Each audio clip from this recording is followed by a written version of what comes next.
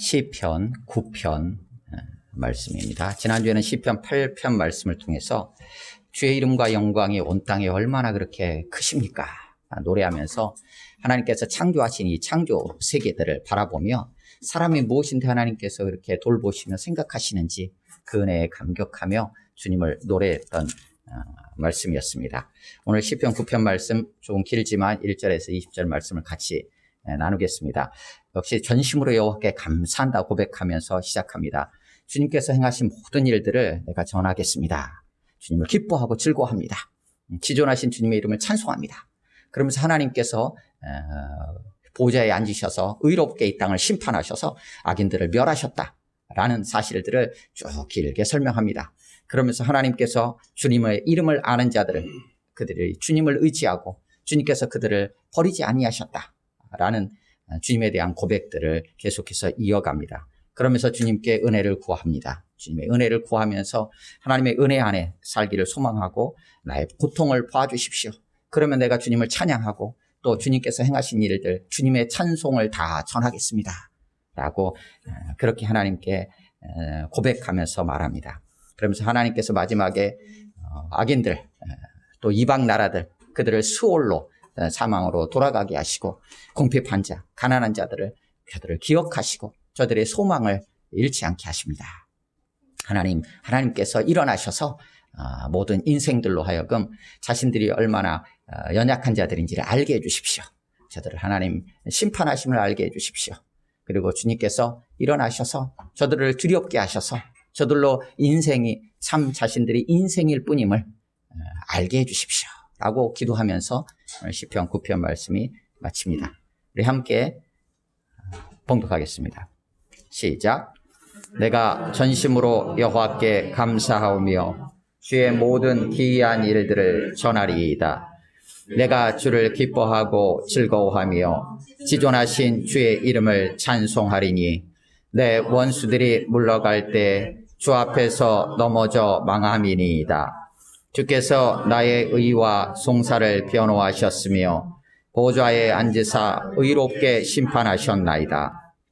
이방 나라들을 책망하시고 악인을 멸하시며 그들의 이름을 영원히 지우셨나이다. 원수가 끊어져 영원히 멸망하였사오니 주께서 무너뜨린 성읍들을 기억할 수 없나이다. 여호와께서 영원히 앉으시며 심판을 위하여 보좌를 준비하셨도다. 공의로 세계를 심판하시며 정직으로 만민에게 판결을 내리시리로다. 여호와는 압제를 당하는 자의 요새이시요 환난 때의 요새이시로다. 여호와여 주의 이름을 아는 자는 주를 의지하오리니 이는 주를 찾는 자들을 버리지 아니하심이니이다.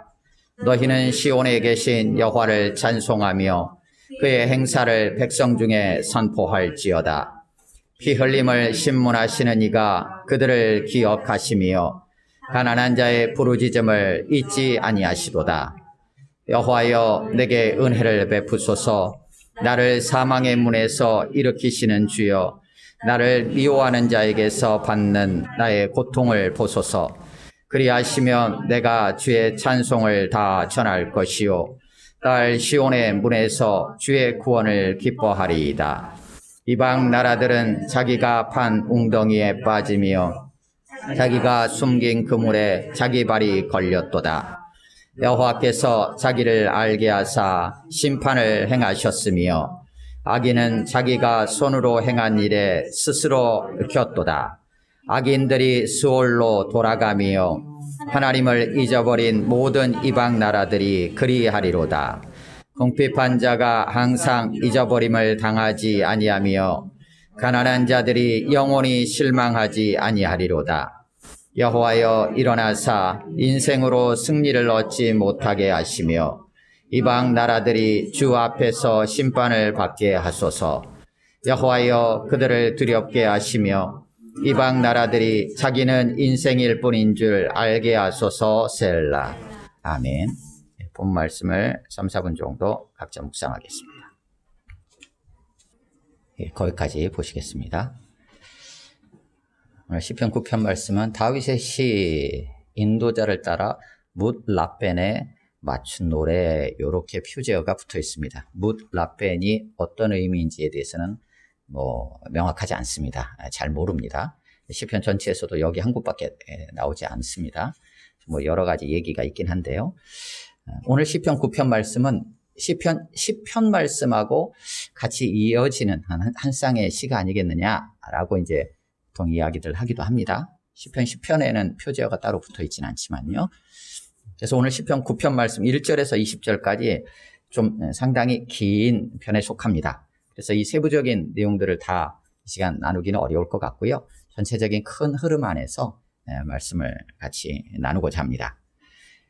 오늘 시편 말씀, 이 9편 말씀, 배경에 대한 부분도 뭐 우리가 딱히 구체적으로 이렇게 특정하기는 조금 어렵습니다. 그래서 본문 단락을 구분할 때도 다양한 방식으로 단락을 좀 나눌 수가 있는데, 시간 뭐 주체의 변화라든지 혹은 서술의 형태에 따라서 제가 그냥 이렇게 좀 세부적으로 좀 나눠 봤습니다. 그래서 본문 1, 2절에서 여호와께 감사하면서 하나님께서 행하신 기이한 일들을 내가 전파하겠다, 전하겠습니다 라고 이렇게 선포하는 내용이 나오고요. 3절에서 6절까지는 주님께서 의롭게 심판하셔서 악인들을 멸하셨다라는 내용들이 계속 반복적으로 등장을 합니다. 이방 나라들 책망하셨고 악인을 멸하셨고 그들의 이름을 영원히 지우셨고 원수가 끊어졌고 영원히 멸망하였고 뭐 계속 악인들의 심판의 모습들에 대한 거를 구체적이지는 않은 것 같은데 대상들을 조금씩 용어를 바꿔가면서 결국은 악인들을 멸하셨다라는 내용을 기록하고 있습니다. 그리고 7절에서 10절까지는 동일하게 하나님께서 공의로 심판을 하시는데 그 가운데서도 주님을 찾고 주님을 의지하는 자들이 있음을 다시 한번 확인하게 되고요. 11절에서 14절까지는 이제 세상을 향해서 너희는 여호와의 행사를, 여호와께서 행하신 일들을 선포해라 라고 이제 또 권하기도 하면서 자신도 하나님의 은혜를 받기를 소망하며 은혜를 베풀어 주시면 주님의 찬송을 내가 다 전하겠습니다. 주님께서 찬송받으실 만한 일들을 행하신 것을 내가 다 전하겠습니다 라고 또 고백을 합니다. 그리고 15절에서 18절까지 악인들이 어떻게 어찌 보면 심판을 받는지 스스로 얽혀가지고 자기가 숨긴 그물에 그들의 발이 걸리기도 하고 그런 모습들을 다시 한번 기록해 주면서 그와 대조적으로 가난한 자들, 궁핍한 자들, 그를 하나님께서 잊지 않으시고 그들 가운데 소망을 두신다라는 내용이 기록됩니다. 그러면서 19절, 20절에서 마지막으로 하나님께 간구하는 내용입니다. 하나님이 일어나십시오 하면서 인생이 승리하지 못하게 하십시오. 민족들이 심판받게 하시고 이방 나라들이 심판받게 하시고 그들 가운데 두려움을 더하여 주셔서 민족들이 인생일 뿐인 줄 알게 해주십시오 라고 간구하면서 마치는 시입니다. 여러분의 시편 9편 말씀을 읽으시면서 어떤 이렇게 느낌이 여러분 가운데 드셨습니까? 사실 시편 9편을 어떤 방식으로 접근하느냐 하는 거에 따라서 좀 이해가 달라질 수도 있는데요. 이 시간은 오늘 본문 9장 1절 같이 읽겠습니다. 1절 시작. 내가 전심으로 여호와께 감사하오며 주의 모든 기이한 일들을 전하리이다. 아멘. 11절 같이 읽습니다. 시작. 너희는 시온에 계신 여호와를 찬송하며 그의 행사를 백성 중에 선포할지어다. 아멘. 14절 읽습니다. 시작. 그리하시면 내가 주의 찬송을 다 전할 것이요 딸 시온의 문에서 주의 구원을 기뻐하리이다. 아멘. 19절 20절 같이 읽습니다. 시작. 여호와여 일어나사 인생으로 승리를 얻지 못하게 하시며 이방 나라들이 주 앞에서 심판을 받게 하소서. 여호와여 그들을 두렵게 하시며 이방 나라들이 자기는 인생일 뿐인 줄 알게 하소서. 아멘. 이 말씀들을 중심으로 해서 시편 오늘 본문 9편을 이해하고 나누려고 합니다. 다윗의 시라고 붙은 표제가 붙은 시들은 대부분에 누가 등장하냐면 악인이 등장합니다. 혹은 다른 용어로 원수가 등장합니다. 또 다른 용어로 대적이 등장합니다. 그래서 다윗의 시에는 대부분 악인 혹은 대적, 원수로 해가지고 계속 등장하면서 그들로 인하여서 당하는 자신의 고통들이 있어서 힘듭니다. 뭐 이런 중심이에요. 힘드니까 하나님 도와주십시오. 살려주십시오. 저들 언제까지 저대로 내버려 두시겠습니까? 라는 게 이제 큰 하나의 흐름이에요. 하나의 흐름. 뭐 다른 방향도 있긴 하지만 자신의 죄에 대해서 하나님 앞에 탄원하기도 하고 회개하기도 하지만 그래서 그런 등장이 해요. 그래서 오늘 본문에도 그들이 등장을 합니다. 그런데 좀 더 다양하게 많이 등장을 해요. 원수들도 등장하고요. 또 이방 나라들이라고 특별히 좀 지금하고는 조금 다른 지칭을 할 대상들이 등장을 합니다. 이방 나라들 하면 민족들 이렇게 생각을 하시면 돼요. 나라들. 그런데 그들이 등장을 합니다. 그래서 그들을 향하여서 그들로 인해서 13절의 근거에서 이해를 한다면 여호와여 내게 은혜를 베풀어 주십시오. 나를 사망에서 일으키시는 주님, 나를 미워하는 자에게서 내가 받는 고통을 주님 살펴봐 주십시오 라고 간구하는 내용으로 보아서 지금 이 다윗이 그들로부터 뭔가 당하는 고통이 있고 어려움이 있고 미움을 받고 있는 어떤 모습들이 있는 것처럼 보입니다. 그것이 다 해결이 되었는지 아니 되었는지 아니면 일부는 해결이 되었고 일부는 아직도 남아있는지 명확하게 단정하기는 어렵지만 여하튼 그들로 인하여서 힘겹다라는 상황은 분명해 보입니다.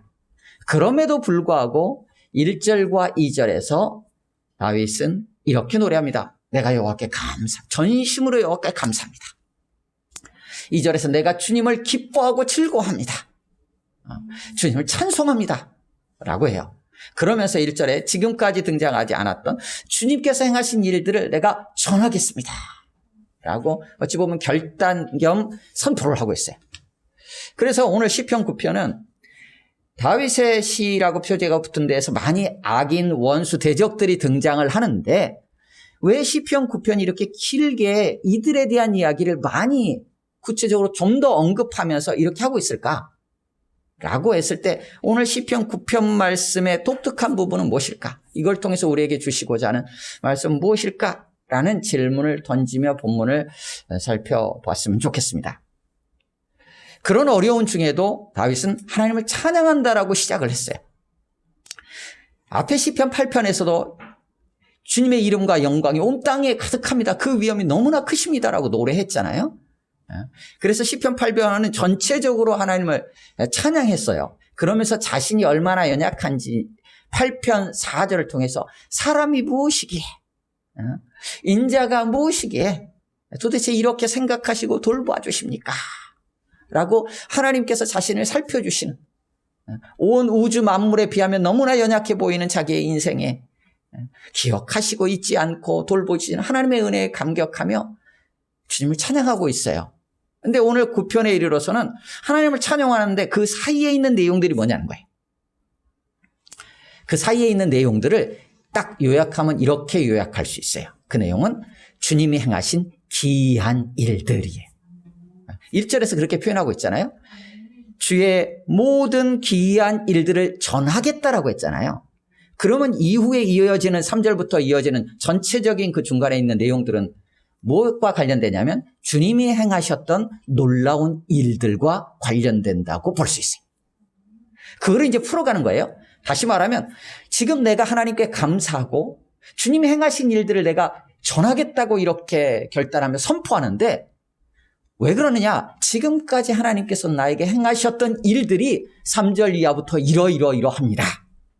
내가 이것을 지금 전하겠습니다 라는 이야기예요. 그런데 그 일의 내용이 뭐냐? 3절부터 나오는 3, 4, 5, 6절의 핵심적인 내용은 뭐냐면 하나님께서 보좌에 앉으셔서 심판을 하심으로 인해서 원수들이 다 물러가가지고 넘어져 망하고 악인들이 멸망을 당하고 이방 나라들이 다 박살나고 하는 내용이 한마디로 그냥 축약을 한다면 하나님이 심판하셔서 악인이 멸망했다는 내용이에요. 이게 뭐냐? 1절에 의하면 하나님이 행하신 놀라운 일이라는 거예요. 그래서 그것을 전하겠다는 거예요. 일반적으로 우리는 하나님이 행하신 일 하면서 간증이라는 단어로 표현을 하든 하나님이 행하신 일들을 내가 고백을 하며 나누든 어떤 형태로든지 할 때는 하나님께서 나에게 이렇게 하셨어 라고 표현할 때는 조금 더 이렇게 좀 좀 듣기가 좋은 방향의 내용들을 보통 시작을 하게 되죠. 나누게 되죠. 근데 오늘 본문은 그렇지 않아요. 하나님이 심판 자리에 서셔서 원수들을 확실하게 멸망시켰다 라는 거예요. 그게 놀라운 일이라는 거예요. 그러니까 하나님께서 행하시는 놀라운 일은 뭐냐면 공의로 의로 심판 자리에 앉으셔서 이 땅의 모든 악들을 다 멸하시는 분이라는 거예요. 그리고 실제로 그렇게 하신 것이 놀라운 일이고, 그리고 앞으로도 완전하게 그 일들을 완성시키실 거예요. 그게 하나님이 행하시는 놀라운 일이라고 오늘 9편에서는 선언하고 있어요. 그 일을 하셨다는 거예요. 그래서 하나님께 감사하다는 거예요. 그럼에도 불구하고 13절에 보면 아직도 내게 은혜를 베풀어 주십시오라고 고백하는 것으로 보아가지고는 지금까지 그렇게 해오셨던 하나님으로 인해서 내가 감사하는데 지금 현재 시점에 있어서도 여전히 그런 고통 가운데 있다라는 것을 좀 엿보게 됩니다. 그러면서 7절에서 부터 7, 8, 9, 10절에서는 이제는 악인들에 대한 것보다는 하나님께서 보좌에 앉으셔서 세계를 어떻게 그렇게 판단을 하셨느냐? 공의로. 어떻게 만민을 판결하셨느냐? 정직하게. 그랬다라는 것을 다시 선언하면서, 그래서 그 하나님은 어떤 하나님이시냐? 결국은 그 심판 자리에서 압제당하고 고통받았고 환난의 때를 겪었던 자들에게 피난처가 되시고 요새가 되시는 분이시다 라고 고백을 해요. 그러면서 주님의 이름을 아는 자가 주님을 의지합니다 라고, 주님의 이름을 알고 있는 자, 주님의 이름을 안다라는 게 어떤 의미일까요? 지금 내용으로 쭉 이어진 내용으로 보면 그 하나님은 보좌에 앉으셔서 이 땅을 공의와 정직으로 심판하시는 그분이시라는 것을 안다라는 거예요. 그리고 10절 뒤로 보면 이는 주를 찾는 자들을 버리지 아니하심이니이다. 하나님께서 하나님을 찾는 자들이 있어요. 그들을 버리지 아니하신대요. 그렇기 때문에 주님의 이름을 알고 있는 자, 그가 결국은 주님을 의지하게 된다는 거예요. 그가 결국은 주님을 찾게 돼요. 그래서 여호와를, 주님을 찾으라. 주의 이름을 부르는 자는 구원을 얻으리니. 신약 성경을 통해서 계속해서 말씀을 하세요. 성령이 우리 가운데 임하셔가지고 우리로 하여금 결국 예수 그리스도 그 이름을 부르게 하고 믿기에 부르게 되는 거죠. 믿기에 불러요. 그리고 믿게 되는 것은 들었기 때문이에요. 또 어떻게 듣게 되느냐? 나에게 말해주는 사람이 있기 때문이에요. 어떻게 나에게 말해주는 사람이 있느냐? 전한 자가 있었기 때문이에요. 근데 그는 하나님께서 보내셨기 때문이에요. 그래서 로마서를 통해서도 계속 얘기하는 거예요. 보내심을 받아서 그가 전하게 되고, 전하는 자가 있어서 들었고, 듣게 되니까 믿게 됐고, 믿고 부르게 되었다. 그가 구원을 받게 된다 라고 기록하고 있어요. 그래서 3절에서 6절까지는 하나님이 심판하시면서 악인들이 완전히 멸망했다라는 얘기를 하고, 7절에서 10절까지는 하나님께서 공의로 심판하시기 때문에 압제당하는데 환난 때에 있는 자들에게는 하나님이 오히려 피난처고 요새가 되신다. 그래서 그 주님을 의지한다 라는 내용이 기록이 되어 있어요. 다 무엇과 관련되냐면 하나님이 심판하시는 것과 관련되어 있어요. 그게 하나님이 행하시는 놀라운 일이에요. 근데 그 하나님은 공의로 심판하신다는 거예요. 그러면서 11절에서 14절까지 너희는 하면서 대상을 갑자기 회중을 향해서 얘기해요. 너희는 여호와를 찬송하고 선포해라 하고 그 이름을 선포하도록 독려합니다. 12절에서는 피 흘림을 신문하신 자가 그들을 기억하시며, 그러니까 피 흘린 자들, 그들을 하나님께서 기억을 하시고 그들을 찾아내셔서 판단을 하신다라는 얘기죠. 가난한 자의 부르짖음을 잊지 아니하시는도다. 오늘 본문에서 대조적으로 등장하는 단어들이에요. 있는가? 있는가? 잊지 않는가? 기억하는가? 기억하지 못하는가? 하나님께서 잊지 아니하시는 게 있어요. 하나님께서 기억하시는 게 있었어요. 가난한 자의, 연약한 자의 부르짖음을 하나님은 잊지 아니하세요. 하나님은 그들을 향하여서 구원해내시겠다고 약속하셨던 그 언약을 기억하세요. 그 언약을 기억하셔서 그 아들 예수 그리스도를 우리 가운데 또한 보내주셨죠. 예수님께서 제자들과 마지막 만찬의 자리에서 떡을 떼시고 또 잔을 떼시면서 그들 가운데 나눠주면서 이 떡은 너희와 세우는, 이 차는 너희와 세우는 새 언약의 피다. 언약의 피다. 주님의 피가 우리 가운데 하나님께서 우리가 맺으신 새 언약의 피다라고 말씀을 하셨어요. 예수 그리스도의 십자가의 피로 말미암아 우리 가운데 구원의 역사가 있게 되었어요. 그래서 성령님이 우리 가운데 오시면 어떻게 하느냐? 그 주님을 부르게 하는 거예요. 주의 이름을 부르는 자. 그래서 요엘서 2장에서 내가 내 영을 만민에게 부어주겠다 하시면서 뭐 여러 다른 얘기에서 뭐 청년들 환상 보고 노인들을 예언하고 하는 얘기들이 막 나오는데 뒤쪽에 가면 결론적으로 뭐냐면 누구든지 여호와의 이름을 부르는 자는 구원을 얻으리라. 성령이 우리 가운데 임하시면 가장 먼저 하시는 놀라운 일은 뭐냐면 우리로 하여금 예수 그리스도 주님의 이름을 부르게 한다는 거예요. 그로 인하여서 우리로 하여금 구원받고 하나님의 자녀로 하나님 백성으로 살아가게 하신다는 거예요. 놀라운 일이에요. 오늘 본문에서도 주님을 찾는 자, 주님의 이름을 아는 자, 그가 주님을 의지하게 되는데 이 놀라운 것들을 하나님께서 우리를 기억하시고 잊지 않고 기억하시기 때문에 언약을 기억하셔서 이 일을 예수 그리스도 안에서 성취하셨어요. 그래서 예수님의 십자가의 죽음이 오늘 1절의 표현에 의하면 주님이 행하신 놀라운 일이에요. 그 누구도 할 수 없는, 여기는 기이한 일이라고 표현되어 있잖아요. 이건 그거예요. 인간이 할 수 없는 초월적인 하나님만이 하실 수 있는 일을 기이한 일이라고 표현하고 있는 거예요. 그 가장 기이한 일이 뭐냐? 오늘 본문에 심판이라고 했어요. 그 심판은 하나님께서 행하시는 심판은 왜 심판을 하시게 되죠? 죄 때문이에요. 죄에 대한 심판이에요. 그럼 죄에 대한 심판의 결국은 뭐예요? 오늘 3절에서 6절까지 계속 반복해요. 멸망, 죽음이에요. 그러면 하나님께서 이 역사 속에서 인류의 모든 역사 속에서 행하신 가장 놀라운 일, 하나님의 심판은 무엇이었을까요? 하나님께서 죄를 심판하시고 그에 대한 대가로 죽음을 내리셨던 예수님의 십자가의 죽으심 사건이에요. 그보다도 놀라운 일은 없어요. 그로 인해서 어떤 일이 일어나느냐? 주님을 찾았던 자들 안에 생명의 역사가 일어나게 된 거예요. 그래서 예수 그리스도의 죽으심이 놀라운 일이요. 그 안에서 예수 그리스도께서 부활의 첫 일마가 되셔서 살아나신 일이 또한 하나님의 놀라운 일이에요. 그 일을 지금 선포하는 거예요. 11절에서 14절까지. 그래서 13절에도 은혜를 베풀어 주십시오. 나의 고통을 봐주십시오. 그럼 내가 주님께서 행하신 찬송받으실 만한 모든 일들을 내가 다 전하고 선포하겠습니다. 라고 다시 한번 고백하고 있어요. 그러면서 15절에서 18절까지 다시 이방 나라들은 어떻게 되냐? 자기가 판 웅덩이에 빠집니다. 몰래 숨겨놨던 그물에 자기 발이 걸립니다. 라는 얘기들을 또 하는 거예요. 그러면서 악인들이 수월로 돌아가고 하나님을 잊어버린 모든 이방 나라들이 마찬가지로 그렇게 될 것이다. 라는 얘기들을 해요. 그러면서 궁핍한 자, 가난한 자, 마음이 상한 자, 고통받고 고난당하는 자, 그들이 하나님께 잊혀지지 않을 것이다라는 거예요. 그들 가운데 소망이 끊어지지 않을 것이다 라는 이야기를 해요.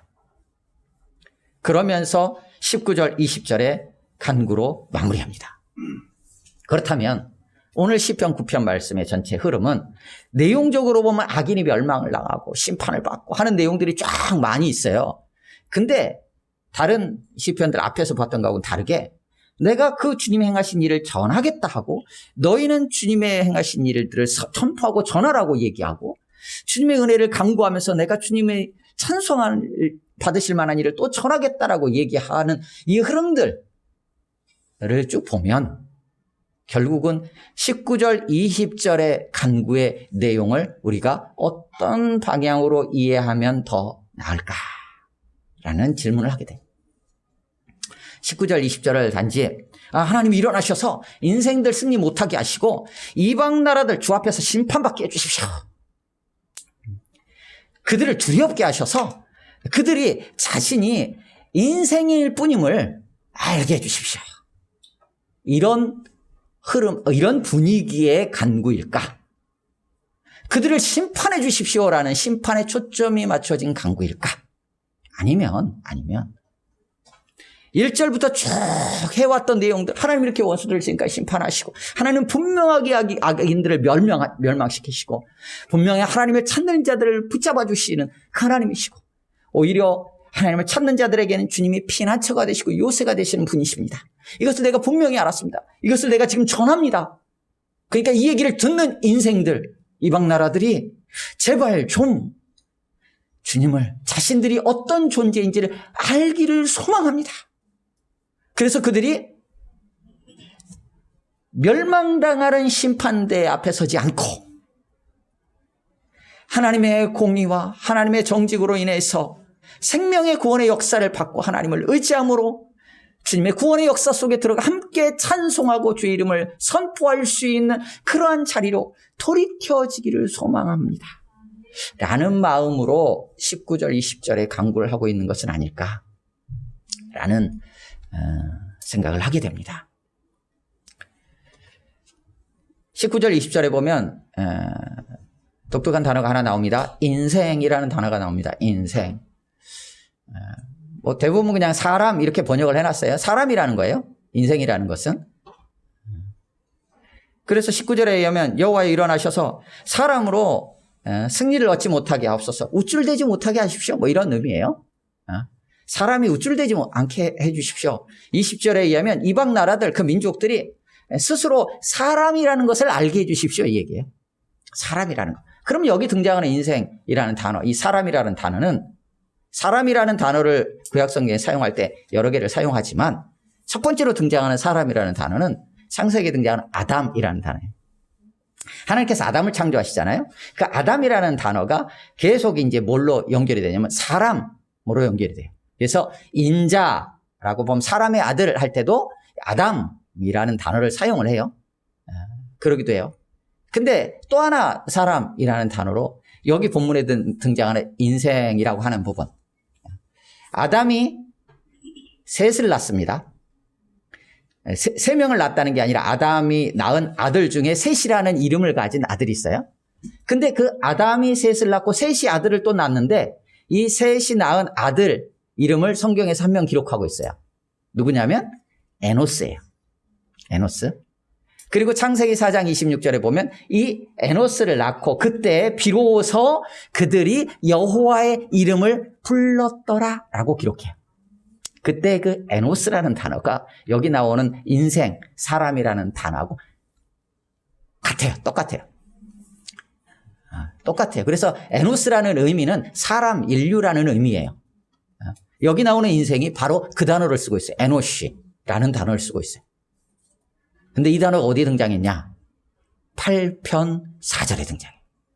8편 4절 처음에 등장하는 사람이 무엇이기에 할 때 이 사람이라고 번역된 단어가 여기 19절 20절에 나오는 인생이라는 단어하고 같은 에노시라는 단어예요.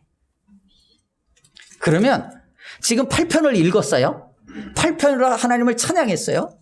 하나님 창조하신 모든 세계를 바라보니까 인생이라는 나의 사람이라는 내 존재가 너무 유약해 보여요. 너무 연약해 보여. 그런데 그런 나를 하나님께서 생각하시고 기억하셨어요.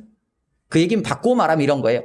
나 자신이 하나님 앞에서 얼마나 연약하고 결국은 죽을 수밖에 없는 죄인이라는 것을 아는 자, 그가 시편 8편과 같이 노래할 수 있어요.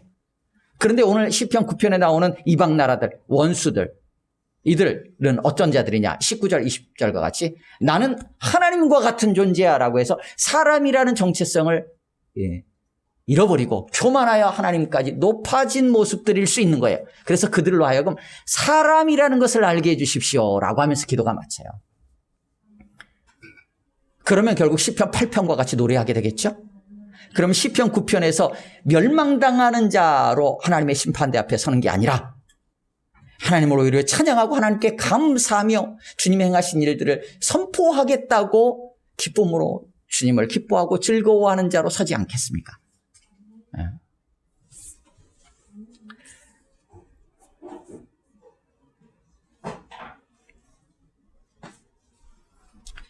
시편 9편 말씀 세부적인 내용들은 뭐 많이 있지만 길기 때문에 전체 흐름만 나눕니다. 제가 정리를 하겠습니다. 원수로 인해서 사실 억울한 일을 당하고 고통받고 환난의 때를 지나고 있을 수 있습니다. 오늘 본문에 의하면.